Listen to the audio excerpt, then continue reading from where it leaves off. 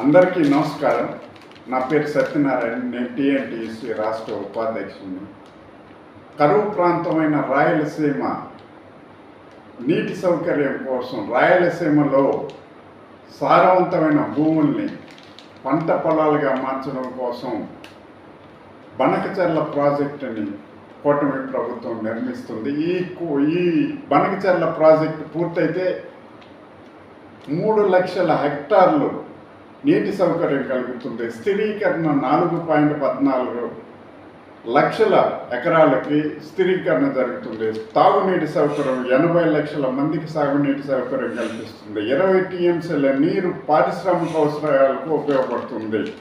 ఆంధ్రప్రదేశ్లోని కరువు ప్రాంతమైన రాయలసీమకు ఇంత మంచి ప్రాజెక్టు 81,900 కోట్ల రూపాయలతో నిర్మిస్తున్న ఈ ప్రాజెక్టు పూర్తయితే రాయలసీమ రతనాలసీమగా మారుతుంది.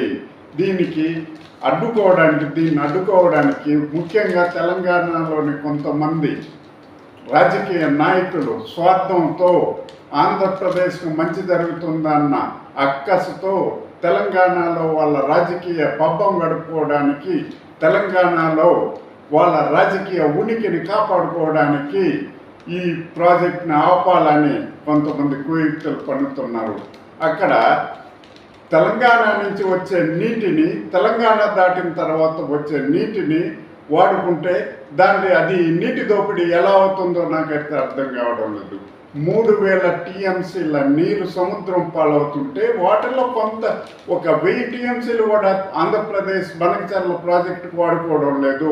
ఇంకా మిగులు జలాలు సముద్రంలో కలుస్తున్నాయి. దాన్ని వీళ్ళు రాజకీయం చేసి తెలంగాణలో ఈ నాయకులు కేవలం రాజకీయ పబ్బం గడుపుకోవడం కోసం ఆంధ్రప్రదేశ్ మీద బురద చల్లే ప్రయత్నం చేస్తుంది చంద్రబాబు. ముఖ్యంగా రాష్ట్ర ముఖ్యమంత్రి వర్యులు నారా చంద్రబాబు నాయుడు గారి మీద బురద చల్లే కార్యక్రమాలు తెలంగాణలో కొంతమంది రాజకీయ నాయకులు చేస్తున్నారు. ఇది మంచి పద్ధతి కాదు. తెలంగాణకి ఎలాంటి ఇబ్బందులు లేవు. అదేవిధంగా శాస్త్రీయతకు, పారదర్శకతకు, సమాఖ్య సూత్రాలకు ఎలాంటి ఇబ్బంది కలగకుండా ఈ బనకచెర్ల ప్రాజెక్టు నిర్మాణం జరుగుతుంది. అంతేగాని ఎలాంటి దురుద్దేశాలు లేవు.